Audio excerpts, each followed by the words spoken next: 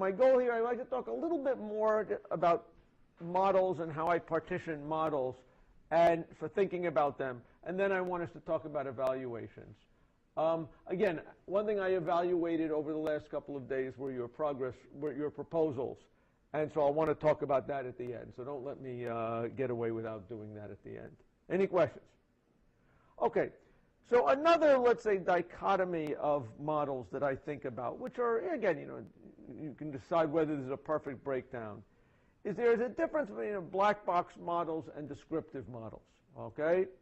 A black box model is one that basically gives you an answer and doesn't tell you anything about how it is making its decision, okay? A descriptive model will tell you why it is making its decision, okay? And to a certain extent, I would say linear regression models are descriptive, because when you look at them there, it's a sum of terms that, where there's coefficients weighting the more important variables more. You can figure out, if you look at an instance, if you said, let's predict whether, is Skiena a person or a car? You say Skiena is a car. Well, wait a second, why is Skiena a car? And, you says, well, according to this, cars have 4 wheels, and it looked from this record like he had 4 wheels. And now you know why it made that mistake. Okay? Other models are less descriptive. They're pretty much impossible to tell why they are making decisions. So one story that I heard about, which probably isn't true, but it's a good story, was a lot of these neural network models, these deep learning models are becoming popular. And one story I heard was that the Army had tried to produce a system that could tell cars from trucks. Okay? And what did they do? They had a bunch of images of cars they photographed. They took a bunch of images of trucks they photographed. They trained the system that when you saw a picture of it, was it a car or a truck? Okay? And it got very, very good at doing that classifying. And then they bring it out into the field one day, and it does terribly. And the reason why, supposedly it came out to, was they took the pictures of the cars on a sunny day and the trucks on a cloudy day. And what the classifier was doing was learning from the background, okay, the color of the sky, whether it was a car or a truck. Now, you guys should be able to imagine how this can happen, right? And again, in a descriptive model, you would be able to ask, why did this happen, okay? In a less descriptive model, it's a problem. And a good example of this, again, related to images that I find kind of interesting. Many of you, I assume, how many people have heard of deep learning? Oh, everyone's heard of deep learning. This is the big thing these days.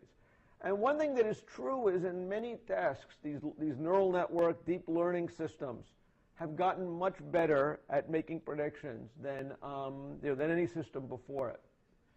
And, in computer vision, particularly in computer vision, there were these large corpuses of images that got classified, and then they were able to build systems that could classify what an object was from any one of 1,000 classes, okay?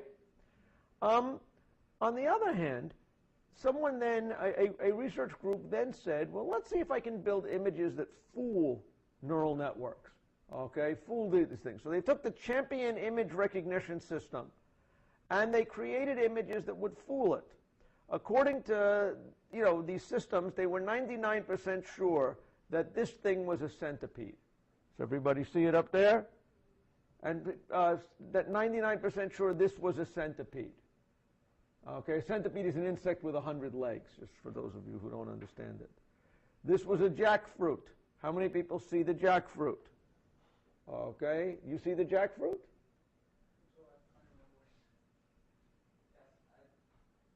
I mean, in that picture, do you see the jackfruit?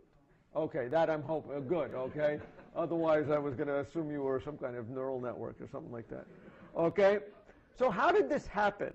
Okay, what was this about? Okay, well, basically what they did was, once they had a great, a neural network that was the world's greatest image classifier, what they did was take an image of something that was a jackfruit, and they would add noise to it, okay, and they would add random noise, and if the random noise had it scoring better as a jackfruit, they would keep the random noise, and if it had it scoring worse as a jackfruit, they wouldn't, okay? And so basically over time they were able to train the images with the property they could fool the classifier. Does everybody kind of get that idea? So is it a sin that the neural network declared this to be a peacock? Is that a problem? Okay. If it is like dealing with only limited scenarios, then it does not really matter. Right? Let's say if the decision that you're always going to make is among these four options and just that, and like this problem has occurred because you have some question which is beyond what you're trained for, right? And let's say you have a scenario where well, you're saying this is something beyond what you're training for. What you're saying is these are not representative images of things. So, you know, part of it has to do with what is your use case. Is it a problem? Okay, people aren't giving you these things in general, okay, on things that people post to their Facebook page. So maybe it's not so important, okay? What I would say the big sin here is not that it was so confident on these obviously silly images. The problem was that the neural network wouldn't give you a reason for why it made those messages. You would like to have a model that would tell you why it was calling this a jackfruit, okay? Because if so, then first of all, you would know you would know how to improve the model, okay? But in general, these kind of neural network things don't give you a way to do that, okay? So that's what I mean by the difference between an opaque model and a black box thing and a descriptive model. Okay, any questions? We'd like our model to be descriptive. We'd also like it to perform as well as these neural network vision systems do. I think because of this property of black box, we cannot use deep learning models for security applications because, can you use them for security applications? I suspect the answer is yes. Okay, I mean, so for example, if you want to use this as a security application, you have you're going to decide whether to let Skiena into the if somebody comes to the door and you want to decide whether to let them in, I can believe these image recognition systems are going to be perfectly good for, accurate at doing that, and we'll be able to tell that it's me at the door and not one of you guys, and so they let me in. So some level of security, but I guess there's a limit to the trust level. At some level, there's a question of, at what point do you trust these things? If you're delivering cancer diagnoses by these things, do you trust it? Okay? Any questions? Yeah? what exactly is a deep learning model? Is it like just giving a lot of training on the model? So deep learning model is kind of a, newfangled term largely for these neural networks, okay, which consist of layers of sort of very simple classifiers or things working on features. And the interesting thing about them is they can have millions of parameters, and they seem to be able to learn reasonably good models despite these millions of parameters. So when you have a large amount of training data, really large amount of training data, these models can do something on them. Whereas, a more constrained system like a linear regression system probably couldn't do very much, given too many different, it won't be able to learn a rich enough model. Okay? Any questions? Okay, good. And again, when we talk about these black box things, these are basically based on correlations between things. We can argue whether or not again, correlation, as we know, does not imply causation. This one, the Dilbert one, is my favorite of the bunch. So you can read the Dilbert one quietly to prove that correlation is not the same as causation. Okay? Any questions? Okay, good. One aspect of modeling, which gets to my mind at this question of what is first principle or not first principle, has to do with whether your model is a one-level thing or a multi-level thing. Okay? In a if you have purely a black box that takes all the input in and comes out with an answer, I consider that to be a one-level model, just one model you're building. But in many cases, solving your problem really requires building different models, okay? and that thinking about decomposing your problem into what are the different subproblems you can model is often, I think, a more accurate way to go about doing something than to go and just build a big black box. So at one point we had talked about building a model to predict whether Apple's price is going to go up, okay? And one thing we could imagine is, oh, well, there's several different aspects to whether Apple's price is going to go up, okay? One is the state of the economy. If the economy is in a depression, okay, Apple's stock price is not going to go up regardless, to a certain extent, regardless of what Apple is going to do. So predicting what the future state of the economy is one modeling problem that you would want to solve. You would like to be able to look at a balance sheet data and decide whether a company is profitable or not. That is a separate modeling kind of a problem, right? And and then there's all these other kind of aspects. How has the price been bouncing around and things like that? But does everybody get the idea that models should have multiple layers if it's a complicated phenomena? And if you understand what you're modeling, then you should be able to break out these different layers. Okay? Any questions? So on a sufficiently complicated modeling problem, you should have some kind of a structure of the subproblems that you're modeling. Any questions? Okay? So you might need different models for solving different. Yeah, so I would think in an ideal world you would have different models for solving different things. Because, that you've thought about, different models may be appropriate for it. Okay? Any questions? And what is the way to merge these subproblems? Well, what is the way to merge these problems? One might be, again, there's different kinds of ways you can think about it. One might be you use each one of these models as different votes. You might use some of these models as parameters to a more complicated model. So, for example, once you know whether the economy is going to be good or bad in the future, maybe that's something you feed to your time series modeling thing. Okay? Any questions? I know that's kind of vague. And in particular, let me talk about one class of models that does typically involve hierarchical modeling that I kind of like, which are simulations. Has anybody ever built a simulation before in their life? What did you simulate? That same using Monte Carlo, whether something will percolate or not. So percolation model for the conductor. So this was doing some sciencey thing. Okay, I'll call that sciencey thing. Anybody else ever build a model, a simulation of something? Okay?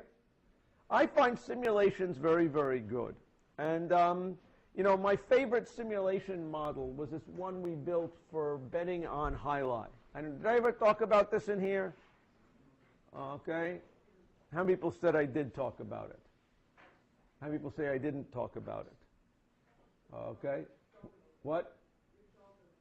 Did I talk about it? Okay, fair enough. But what was true was that when we were building this thing, okay, we did a Monte Carlo. This game that we were playing is in some sense like basketball, like tennis or cricket or baseball, in that events happen in a sequential series, right? In tennis, there's different plays, different points happen, and you could model. If you wanted to predict who's going to win a match, one question would be to model how good each player is. And then if I know how good a player I am and how good a player you are, then we could simulate what's the chances of me winning over a game with you by playing a virtual game where we flip coins with those probabilities to decide who's going to win a game. Any questions? So when we built this system, which I describe in my book, which I like, okay, we ended up building several models that were a part of our simulation. One of it was a model for how good is a player. Can I get a sense as to how likely, I need a model that if I'm playing a point against you, what's the likelihood I will win that point? Then there was a modeling of the effect of the scoring system. It turned out that in this sport, the scoring system made a big difference, depending on where you start, what uniform number you were wearing. You had a different chance of winning because of some strange things regarding the scoring system. Okay? We had to model that. We had the model, what is it that bettors like to do? Bettors seem to prefer betting on certain numbers than other ones. And bottom line is that building a simulation like this and building a proper modeling, there were several different events, different kinds of feedback we could put into it. Any questions? Okay. Any questions about models or any of these kind of things? Okay. Let's say I'm going to leave that and get into evaluation. Okay? Any questions? Okay. So what I'd like to now talk about is when we build models, how do we evaluate them? Okay?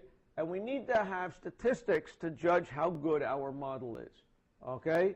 And there are, different ways of evaluating classifier models versus where you're trying to predict one of whether an item falls into a particular class or not. How many of you think you're doing a classifier project for your project? Where you're building a model that's kind of picking trying to take something and figure out what class it's in. Which one are you guys doing? Give me one. What are you doing? To try to decide if a city bike ride was business or pleasure type of thing, right? Anybody else have a classifier project? Yeah? What's that? To try to predict whether this team is going to win or lose a match, right? Okay? That could be a classifier thing. Okay? So when we evaluate classifiers, there's several metrics we can build from the four possible things that can happen. First, we'll talk about binary classifiers, where there's only two classes, which seem to be the case in those examples. And we'll talk about other measures later for more complicated classes.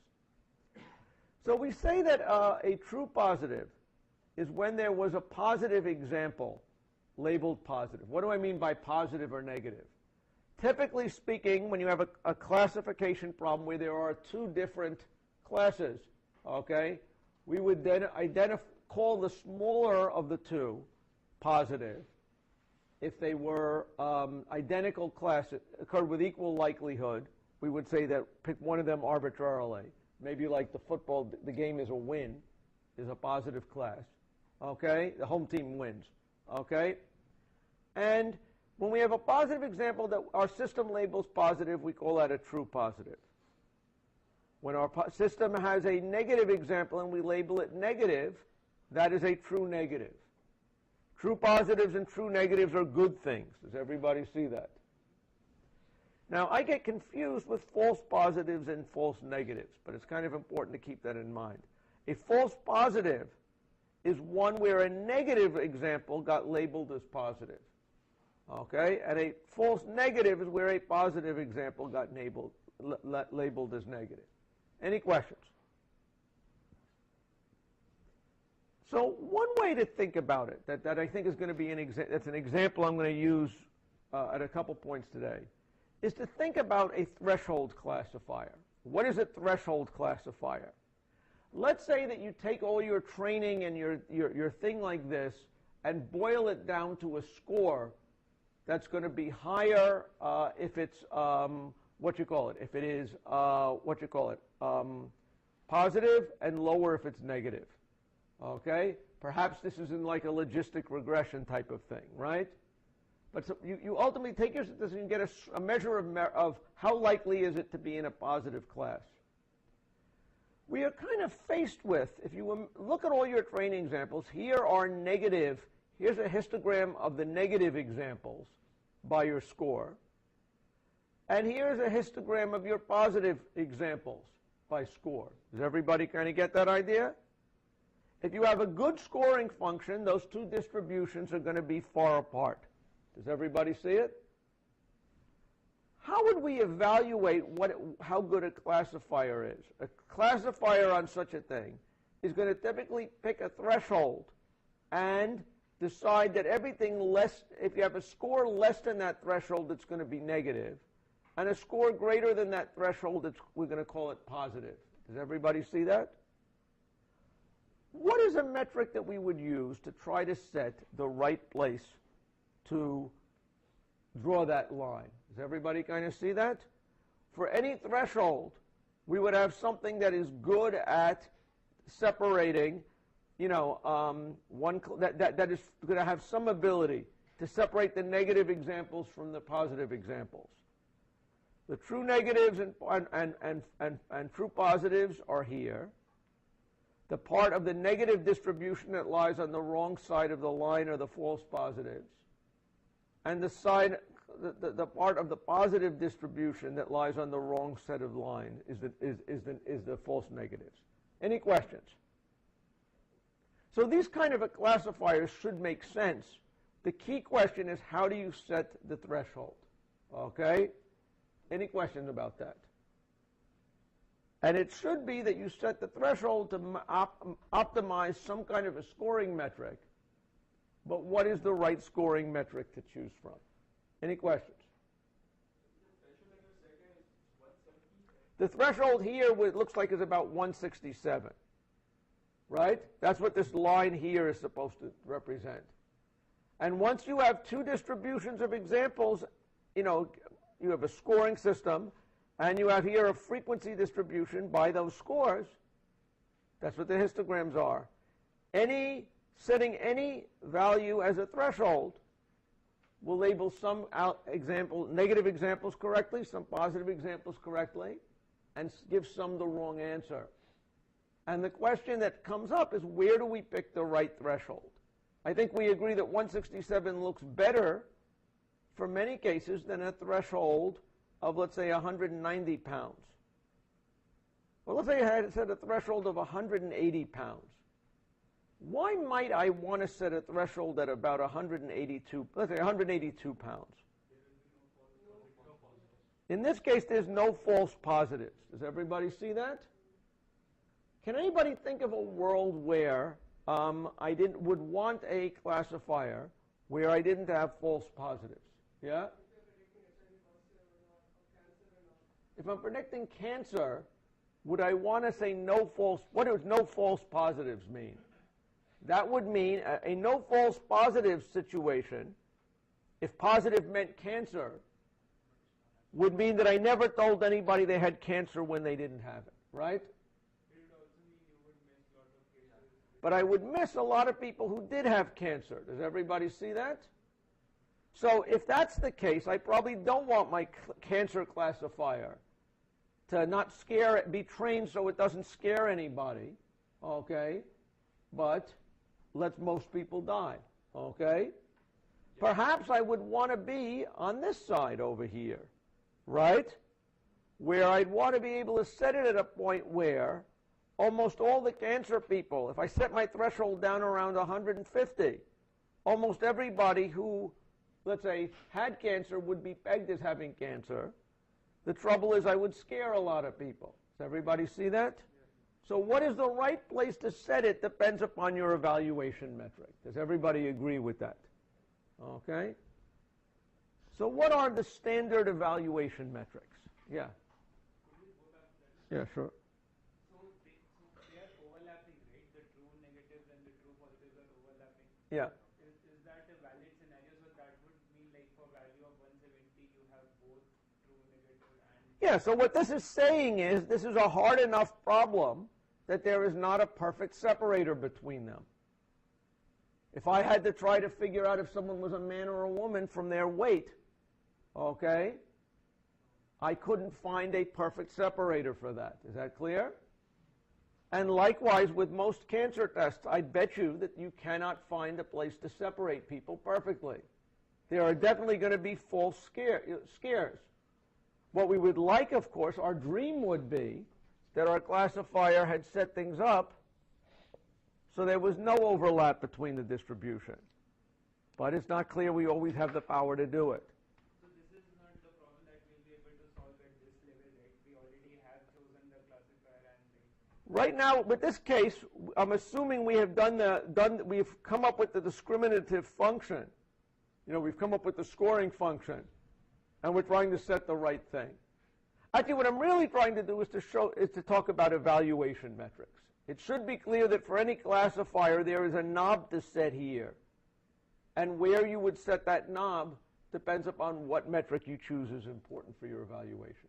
Any questions? Is it only valid for binary classifiers or I mean, if you have multi-class classifiers, there's going to be different analogies. We'll talk about multi-class classifiers later, but there's different kind of measures of accuracy and stuff like that. We need, so, yeah. We always evaluate true, negative, and true positive based on the actual data, right? So we have the actual answers, and then we say that, okay, this was a true, negative. Right, so in this case, we had actual answers. In order to tell whether something is a true negative or a true positive, we need to know the right label on it, right? We have a classifier, we're trying to, we know what the right label of the examples are. We're trying to be able to come up with a computational method to predict the label. And here's where we're evaluating how well we predict the label. So then how can there be an overlap? I mean, is it possible that a label can have both true, positive? No. But let's think of the weight, the men-women height weight case. I am going to say, you know, I'm not sure, if we ask everybody here whether they should be listed as a man or a woman, okay, presumably we'd get an answer, right? Now, we would also, let's say we also ask for a weight on them.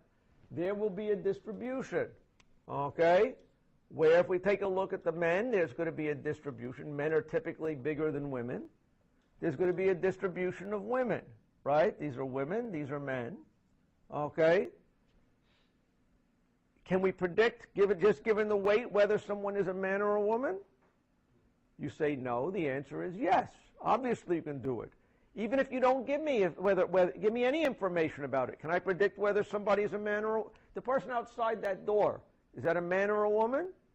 Can I predict it? Yes. How would I do it? Perhaps a random simulation model where I flip a coin, right? How accurate is it really the question is, right? And so the question is, what is the accuracy we can achieve by a given model? That's why we're talking about evaluation in here. Okay? Ideally, we want perfect separation between classes. But recognize that, again, the training examples are properly labeled. We assume that they are properly labeled. This is sort of reflecting if we have a score that we're assigning for positiveness based on our classifier. Okay? This is what we are getting as the distribution. Any questions? Yeah.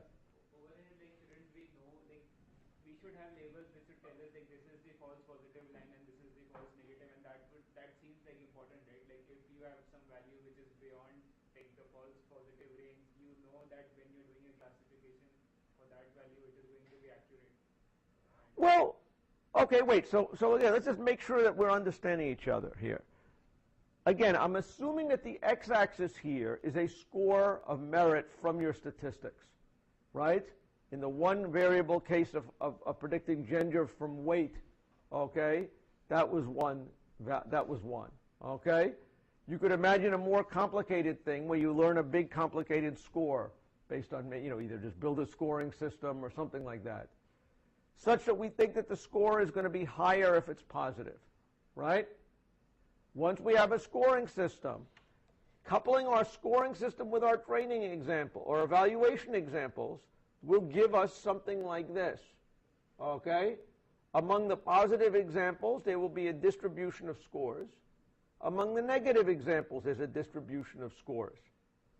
Ideally, they would be separate, but ideally everyone would be rich and good looking, right? Okay, and you can't always have that, right? So what we're saying here is we want to be able to evaluate our scoring system on this example to decide whether it's good or bad. How good is it? Okay? And to help tune, in the case of a threshold classifier, where the threshold is. Does everybody see that? We could set the threshold here, or there, and which is better depends upon what we want to do with it, right? Any questions? But we need to have some kind of statistic that will take the number of true positive, true positive, true negative, false positive, and false negative, and give us a measure that is an appropriate statistic. Any questions? So there are several different statistics that are naturally computed from these counts. The first one is accuracy. Accuracy is true positives over true negatives. It's the number you got right over the total number of guesses you made. Does everybody get that idea? So when I think about classifiers, I like to think about the monkey. The monkey is one who just guesses. What would be the accuracy of a monkey, okay, who guessed, either positive or negative on each example? Okay? Half the time they would, if they're guessing it, if let's say half the examples are positive, half the time we would get those positive examples right? And if half the examples are negative, half those examples we'd get right. If almost all the examples were negative, okay, the monkey would get half of those right and half of the positive ones right. All told, the monkey would get an accuracy of 50%. Any question about it? Okay?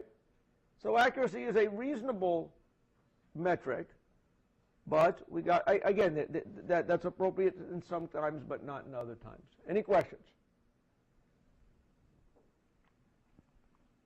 Now, when the positive examples are number of positive examples is much less than the number of negative examples, accuracy does not prove to be a good measure of a classifier.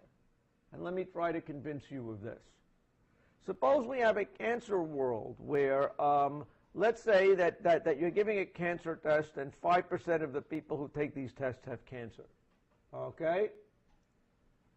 The monkey would randomly say, the monkey would be 50% accurate because he's declaring half the people to have cancer and half the people not to have cancer, right?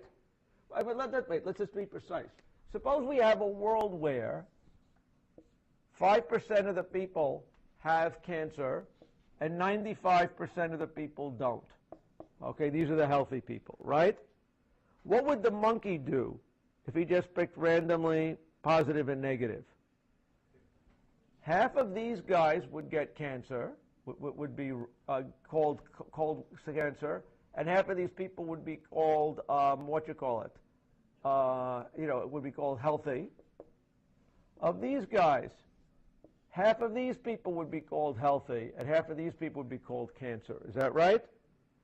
We're getting a lot of the cases right if you look at it. We're getting 50% of those cases right, but nonetheless you wouldn't want to trust the monkey for this kind of a decision. Is that correct? In a case like this, we would like the monkey to be very precise when it says it's got cancer. So precise is saying, how many times did I get, true positives? Okay, true positives are when I said that you have cancer and you do have cancer. False positives are which ones? Those are the ones, I always have to go back here again, are the ones that were negative, but where I predicted negative, but they had cancer, right? So precision is going to be the fraction of people who have cancer who I labeled as having cancer. Does everybody agree with that? And the monkey would say that of the people who had cancer, okay, wait, let me just think about this for a second. Okay, because I always get this false positive thing confused. Okay? What would the precision of the monkey be? Okay? Okay, so let's think about it. Suppose the positive class was having cancer. Okay? In this case, what is the breakdown? If 5% have this, what would the monkey do? These are going to be the true positives. These are going to be the true negatives. Does everybody agree? What are the other distinctions? I'm sorry to say. Okay. Okay. So a false positive is where a negative example got labeled positive. So this, I believe, is the false positive. Does everybody agree with that? And this is going to be the false negative. Does everybody agree with that? Now, what is the case here for precision? Precision is going to be the number of true positives, which are these guys, okay, over the number of true positives plus the number of false positives. Does everybody see that this is going to be about half of the items, right? Okay? This is going to be something about 2.5% over about something like about 50%. Does everybody see that? So this is about a precision of 5. I may have my numbers a little bit wrong, but I think, does everybody agree that this is a precision of about 5? Okay? Any questions? So if we're trying to do, if we have classes that are different, precision is a better measure than accuracy. Any questions? It's like, it's a way of saying how many times you are true when you, of the total times of you, when you say you are true, you are actually true. That is what you're Right. When I say that you have it, how often do you really have it? Okay? That's really what it's saying. Okay? Any questions? Recall is a case where, we want to say how often are we being right. Okay? So suppose one of these patients had their tumor right on, very, very visible. Okay? You could look at this guy and any one of us could tell that they had cancer, right? Maybe they had the word cancer on it or something like that. Okay? You could imagine a classifier that on that one person, I could look at all these people and say, okay, only this guy that had the word cancer on it was cancer, right? Then that would be a very precise classifier, right? Because I'd get one case out of the one person I said was cancer, I was right. That would be as perfectly precise as you could be. But the trouble is there's a lot of people here who have cancer who I am not classifying as such, right?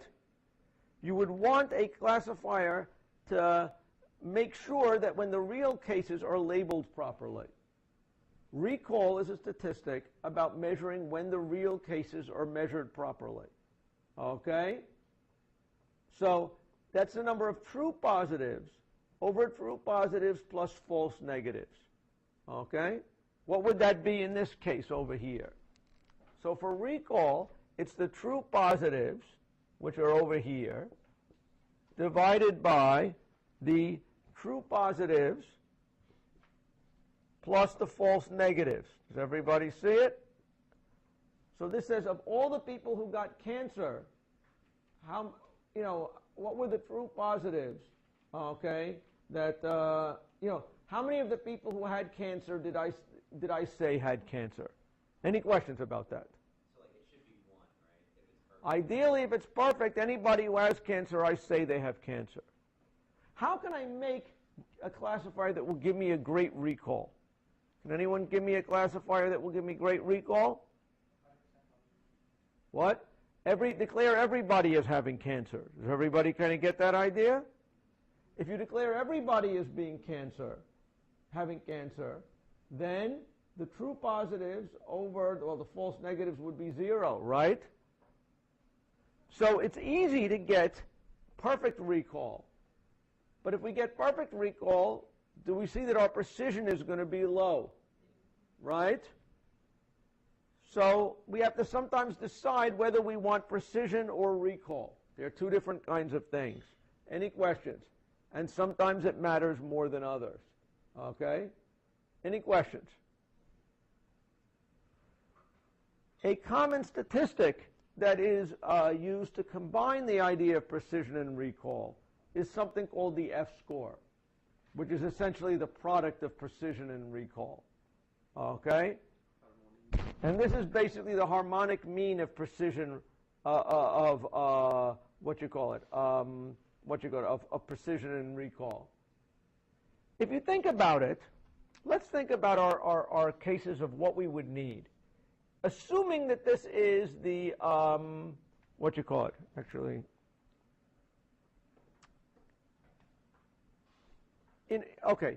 in order to get I think of the F-score as being the product of precision and recall. Okay? That's the way that I usually think of it. It's written differently here for some reason. But if I think about it, the product of precision and recall, if they're both 1, the F-score would be 1. Does everybody see that? If we're very precise, that whenever we call something, we always get it right, and we never miss anybody, then that's great. Suppose we had very, very low precision, like our monkey. Or if our precision was 0, then the product of 0 and anything is going to be 0. Does everybody see that? So basically, the F-score, the way it works is that to get a good F-score, you want to balance both precision and recall equally, both of them being good. Okay? Any question about it? Okay? So what is Yeah. the intuition behind harmonic mean, like by not geometric mean or some other thing? You know, you're saying this thing, I'm thinking in terms of, okay, to be honest, I don't have any good answer for you here, okay? But what I'm going to tell you is, what should be clear that is good or done by F-scores is that if you do, it rewards you for being good on both, equal on both. That's kind of, I guess, the important thing. And if one of these things is much worse than the other one, it disproportionately weighs it down. Okay? So it rewards you for being versatile. Okay? Any question about it? That's probably not as satisfying as you'd like. But bottom line, what is satisfying about an F-score is if you want one measure for your system, the F-score is probably your best single measure. Okay? Any question? Okay, good. So what are the takeaway lessons? Okay? Accuracy is misleading when the class sizes are different. Okay? And in many applications they are different. Because when you have class sizes that are very, very different, always saying the big class is going to give you a high accuracy score while giving you a useless system. Okay? High precision is very hard to achieve when you've got very, very small, one group is very, very small than the other. Let's think about the problem of identifying terrorists. Okay, you know, you guys, some of you guys fly. Some of you guys, when you fly, the FAA, you know, the security people have to decide whether or not you're a terrorist, right? Now, ideally, it would just say this person is a terrorist and always get it right. Okay, but recognize that that's a very difficult problem because there are so few terrorists. Does everybody agree? Letting the bad guy on the plane is a big mistake, so you don't want to, you know, you want a high precision thing. But if the class size is very, very small, it's extremely hard to achieve a high precision. Does everybody kind of get that idea? And so that's one of the reasons why it's tough to do these kind of things. Any questions? And finally, like I say, it's worth looking at all four of these statistics, but F-score, if you need a single number to deal with, F-score is the one to boil it down to. Any questions? Okay, good. There is one other statistic that is commonly used for measuring classifiers, particularly these kind of threshold classifiers that you see here.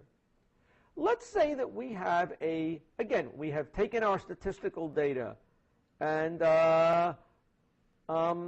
we've taken our statistical data and come up with a score that's supposed to separate the two classes. How good a job does that score do? Does anybody know how to get rid of this black thing? I'm terrified to hit exit. Not that? What should I click on to do it? No? Okay, sorry, bunk. Presenter view? No. Okay. That's why we leave it up there. Okay, any question? Let's go back to presenter. Sorry. Uh-oh, trouble. Okay, that's why it's stuck. Okay, that's why you're stuck with it. Okay. Anyway, does everybody get this idea that we're back in a world where, we have, I see whenever I touch the mouse it comes back. Okay. A score of merit, okay, that's supposed to separate the two classes, okay? How can we decide if we have a good scoring system or not? One way is to look at what is the true positive rate and the false positive rate as we scan our threshold over it, okay? So let's take a look at this thing. Let's imagine that this threshold line over here, we're going to start on the right and sweep it over, okay? The true positive rate is going to be what fraction of the things that we have classified as positive really were positive, right? The false positive rate are the things that we classified as positive that were wrong, okay? Now let's say we sweep our line over here where everything on the right we're declaring positive. At this point on the system, if the line is over here, I am going to claim that there's very few things we are declaring positive, but we're almost always right about it. Does everybody see that? These are the ones that got the highest positiveness score. And if our positiveness score is any good, the things we classify as most positive hopefully are positive. Does everybody see it? So as we sweep over to the other side, what we would expect is that at the beginning values, we get a case where the false positive rate is very, okay, think about it, okay. The false positive rate, okay, is what fraction of false positives have we, okay, what are the number of false positives versus the number of true positives? As we slide over here, from left to right, we're going to get more and more true positives.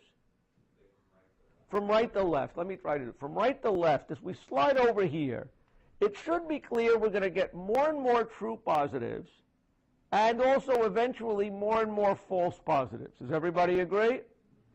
If our classifier is good enough, we should basically get more, the true positives should be ahead of the false positives. Does everybody kind of get that?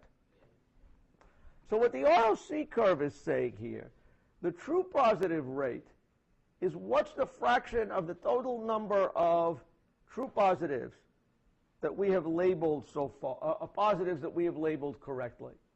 Okay? The false positive rate, what's the total number of things we labeled positive that we were incorrect about? Okay? It should be clear that if we set our classifier all the way on a threshold on this place, all the things that were true positives we got right. So all the things that were positive we got right, correct? We said that anything that is bigger than 120, everything is positive. Anything that was positive we got right. Unfortunately, everything that was negative we got wrong. Does everybody see that? So what we would expect to happen here is that as we slide these things over, okay, at the beginning, our rate of getting true positives is much greater than our rate of getting false positives. Does everybody kind of agree with that? And that at the end, okay, once we've slid it all the way over, okay, false positives are the true negatives that we would have declared incorrectly. At the end, everything will, all the true positives will have been called, all the positives would have been called positive, and all the negatives would be called positive. Does everybody see that? So at the end, the false positive rate is going to be 1, and the true positive rate is going to be 1. Does everybody kind of see that? So the ROC curve is kind of a way to encode the accuracy of all of the different possible parameter settings. Any questions? Threshold settings. Any question? How do we calculate this rate, true positive rate? So the true positive rate is going to be, for any session, is what's the number of true positives over total positives. Okay? That's really what this is. The true positive rate is the number of true positives, okay, over the total positives. The total positives were the size of this distribution, right? The true positives here were the ones that were on that side of the distribution. Once we move our threshold over here, everything, all the positives would have been declared positive, right? So the true positive rate would be 1, or 100, 1, or you multiply 100, it's 100, right? If you look over here, the false positive rate is going to be 0, because none of the true things are going to be declared, none of the negatives will be declared false. By the time we move it all the way over, all the negatives will be declared false. Does everybody see that? So what's interesting about this curve? This curve tells you where you should probably set your threshold. Where is the logical place to set the threshold? Okay, it depends somewhat upon your application. But what's kind of the points where you're going to want to set your threshold? Okay? Pretty much, here's where when you're going up, you're going right, and when you're going horizontal, you're going wrong. Does everybody see that? And because of how these things have been computed, these are monotonically increasing functions. The curve is always going to go either up or down or right on every step. And somehow, the right threshold is the point on this true positive, false positive rate that you want to be able to look at. Any question about it? Okay? Every one of the dots represents a different threshold. That's kind of, I guess, the point here. Is that this is a function that is going to be a staircase kind of a function. Because every time you slide the threshold a little bit to the right, you're going to capture another example. Is that right? Or maybe another couple of examples, however much is in that bin. Right? And if you got that example right, you went up. If you got it wrong, you went to the right. So, any questions? Okay? And so what's interesting about it? Okay? The claim would be that the monkey, okay, if you had a function that was not very good, if the scoring function was produced by a monkey and the monkey was just producing random numbers, okay, to be based on making the decision on, the monkey's rate would look like this, that the number of false positives would equal the number of false negatives at any given point. And that would represent this red line. An ideal classifier will have all the positive examples before it has any negative example. Is that right? Everybody see that? So the ideal thing would be a ROC curve that went all the way up and then all the way over to the right. Okay? Any questions? Yeah.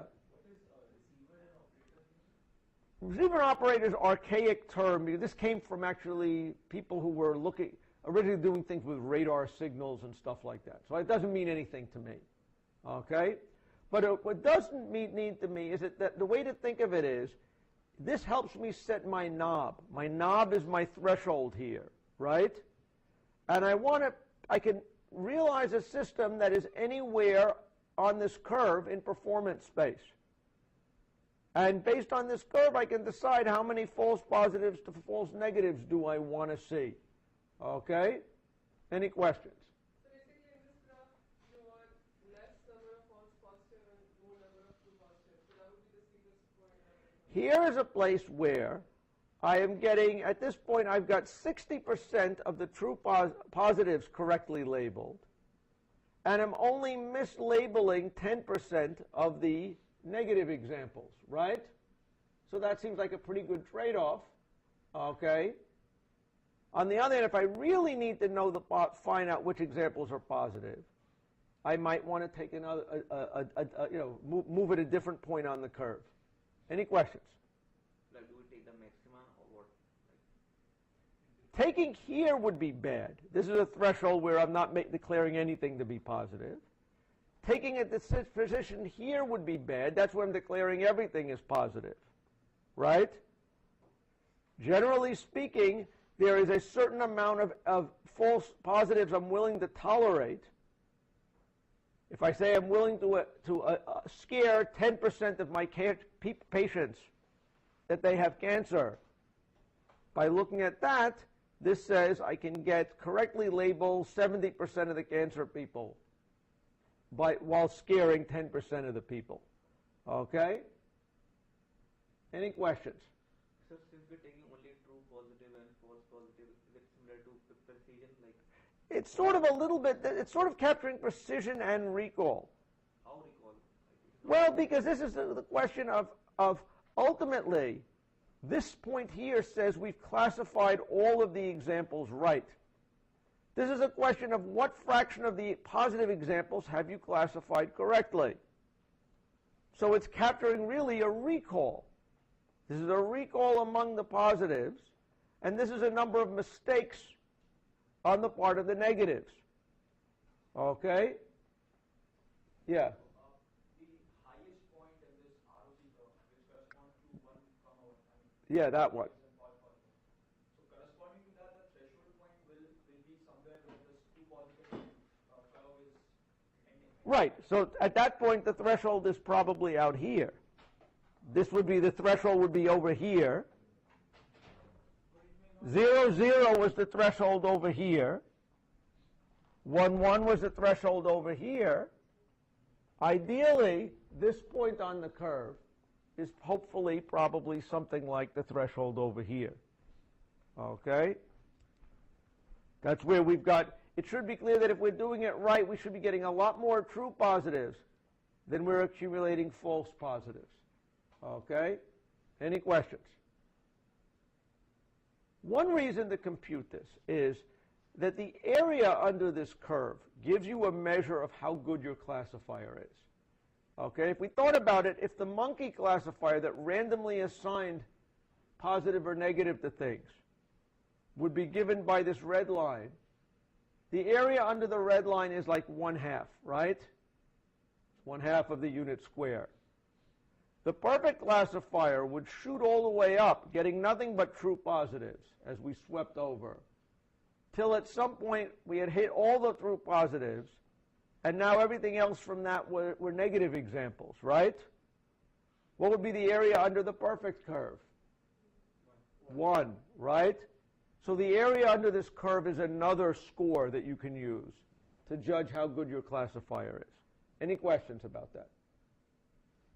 Okay?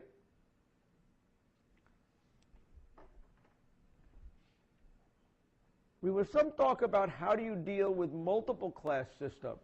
Do any of you have projects in here where you're classifying things into multiple classes? Okay? Does anybody have a project where they have lots of classes that they're trying to recognize between? Okay? Here is an example of a class where you had an OCR system where there was a digit, and you're trying to, you have an image of a digit, and you're trying to decide whether it's a 0 through a 9, right? That would correspond to 10 classes that are possible. And it should be clear that classification problems get harder when you have more classes. When you have a multi-class classification thing, one of the most useful things to build is, a confusion matrix, which says how often were things that should have been 5 called a 2. According to this, there were 3 things that were 5s that should be called 2s. Does everybody see that? And in this case, there were 11 things that should have been 5 that were called 3s. Does everybody see that? Why would a matrix like this be useful in a multi-class classification system? Okay? What? It gives you insight into the mistakes that you're making, right? What are the correct predictions in such a matrix like this? The main diagonal, right? You like to see a big fat main diagonal, right? But the claim would be that where you have the biggest numbers here represent the hardest cases, the case for your classifier, the ones that it's doing wrong, right? And often seeing what the mistakes in the classification are, okay? It becomes, it's important to help debug your system, right? So again, with OCR, this is supposedly real OCR data. What numbers, I can see an 8 and a 2 being pretty similar, right? Because if you have a serif here and a serif there, it kind of closes to an 8, right? Any questions about that? So if you have a multi-class classification system, part of your evaluation had better be one of these confusion matrices. Any questions? Now, when you have multiple class system, one thing, what would be a single number describing whether your system is right? Okay? How well your system is performing. An obvious thing to do would be to give yourself credit for a correct classification if you got the right answer. Does everybody see it? And your accuracy is, we could still imagine true positives and false negatives and all this kind of thing, where we give you a point for getting, a true positive is you guessed the right class that it actually was. and otherwise it was a mistake. Okay? Any questions? Now, the problem with this is when you have many, many classes, the chances of getting the class exactly right is very, very small. Does everybody kind of see it? One of my students was working on a project recently where they had a 50,000 classes they were trying to identify who had written something, and there were 50,000 possible classes, right? What would be the chance that the monkey had picked the right class? It would be 1 in 50,000, right? What would be the likelihood that you would be able to, any system would be able to pick the right class out of 50,000 classes? Should be very, very small, right? So if you measure the accuracy as the number of times you get it right, you're going to get a very, very, very low answer, okay? And low answers are bad for a couple of reasons. One, if I have a low accuracy rate, I get discouraged, right? But more than that, I learn very, very little, okay? Because if I have a system that is giving me an accuracy rate of under 1%, let's say, and I change my system, it's going to be hard to recognize. If it's too hard a problem, it's hard to recognize when I'm making progress. Does people kind of get that idea? Suppose, let's say that, I had, you had to build a classification system to predict somebody's weight, okay? And you're only correct if you're accurate within, a gram, okay? You could build a classifier and you run it on 1 million examples, and you're going to be wrong on every single one of them. Does everybody agree? See that? If you now go and and tune your system, if it gets better, you might still be wrong on all of them. Does everybody kind of get that idea? If you have too low a success rate, it's hard to tell when you're making progress. Does everybody see that? It's not just that you want to impress the boss, okay? It's that you'd like to be able to have your system such that I can tell when people are making progress, when one system is better than another. And in order to do that, you need to have a success rate that is high enough, okay? Any questions about that? So one way to give you credit in a case where there's a large number of classes is typically your system is going to have a probability for each class that this item is in that class. Does everybody kind of think of it? So suppose that instead of having, if I have 50,000 classes, suppose I give you credit when the class you say is one of, the right class is one of the 1,000 classes that you thought were most likely to be, it to be. Now the monkey under that test would get 1 out of 5, right? 1,000, I think I'm saying that. Okay. You can tell I'm getting comfort here. But what is the point? Okay? Suppose there are, in fact, 50,000 classes in this problem. Okay? And I have to make a decision as for an item as to which class it is. That's what my classifier does. If my classifier gives me a statistic for each class as to, for this item, what's the likelihood that I think it is in each one of these classes? It doesn't just give me a label, but it gives me a confidence, or it gives me what's the likelihood of being in there. I could now sort the classes for this item from most likely to least likely. Does everybody see that? If I draw a threshold and say I'm going to give myself credit if the class is in the right class, the right label for this item was one of the top, let's say, 1,000 classes. If I have 50,000 classes, the likelihood of guessing something is in, of picking the item as being in, if I have 1,000 guesses, I should be right 2% of the time. Does everybody see that? Now there's a measurable chance of me succeeding. And if I want to make the problem easier, I give myself credit for a larger number of classes, right? If I want to make it harder, I give it credit for a smaller number of classes. Okay? The claim is that the top K success rate can be a more accurate judge of how well your system is doing, or a more useful judge of your system when the problem is too hard. Okay? How would Well, typically, assuming your classifier, if you have a bunch, we haven't yet talked about how you build these classifiers, but you can kind of imagine that if you have a multiple class system, typically you're going to come up, what's the probability that the item belongs in this class? Does that kind of make sense? So let's say that the probability of being in the most common class was this. The probability of being in the second most common class was 0.08. Does everybody kind of get the idea? For each class, if we get a probability that it's in there, we could sort these probabilities, and thus the 1,000 with the highest probabilities are, if we have to choose 1,000 possibilities, those would be the labels we would pick. The claim that I'm saying is that it can sometimes be in a hard enough problem, using this top K criteria is a better judge than just using the top, did you get it right or not? Any questions about that? Okay. Can we use ROC curve for this one?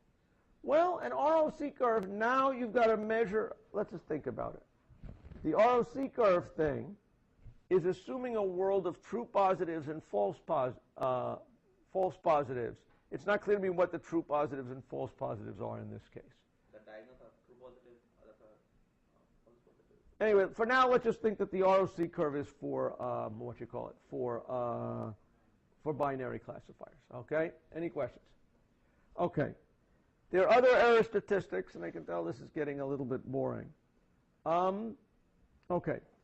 Some of you are going to have projects where you're going to be developing, in some sense, regression systems that are going to try to predict the value of a continuous type instead of a classification.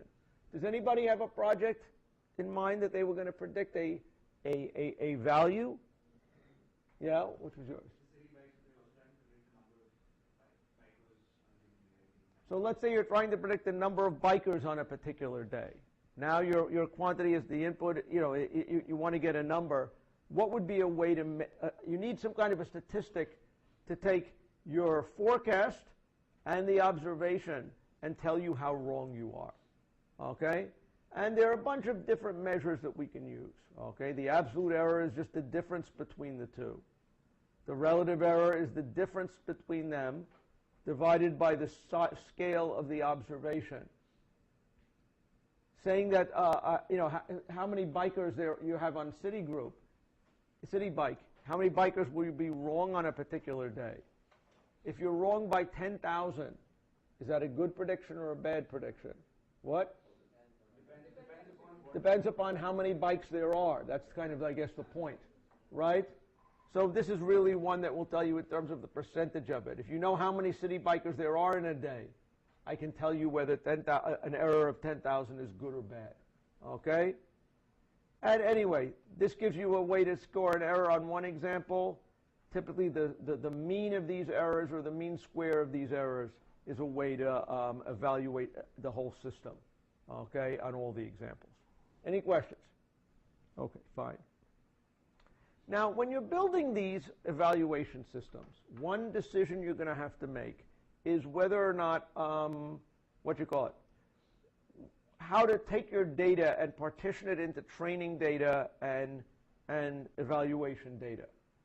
And this is a tricky business if you don't have a lot of data. If you do have a large amount of data, typically people will take the data and put 60% of it into training, 20% of it into testing. By that I mean stuff that you would use to test your model while you're building it. And then set aside 20% as a final data that you're only going to look at the very, very end of the process. To tune your model, you would use training. To compare different models you're building, maybe you'd use your testing data. But you'd like to set aside something at the end, okay, that you never look at until you're really ready to do the final evaluation. That's a way you know that you're actually accurate. Any questions? There's this notion of out-of-sample predictions, which is an important thing. The best way to evaluate your model is when you have data that came in after you started building the model, okay? So when I looked at my quant shop projects, why did I have my students predict something that happened in the future? The real reason was to make sure they weren't cheating on some level, right? They had to make a prediction about something they didn't know the answer to.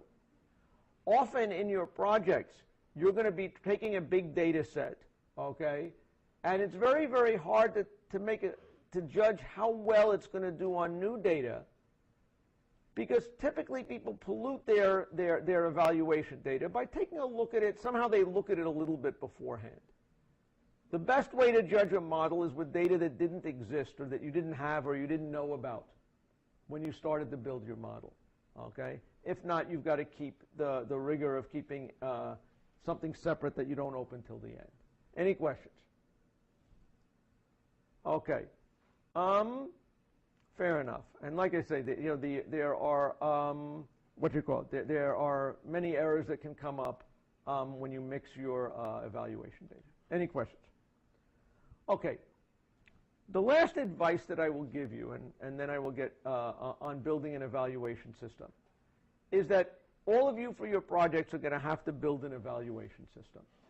Your evaluation system is going to be a program that basically is going to take your evaluation data and your model and come up with a score for it, okay?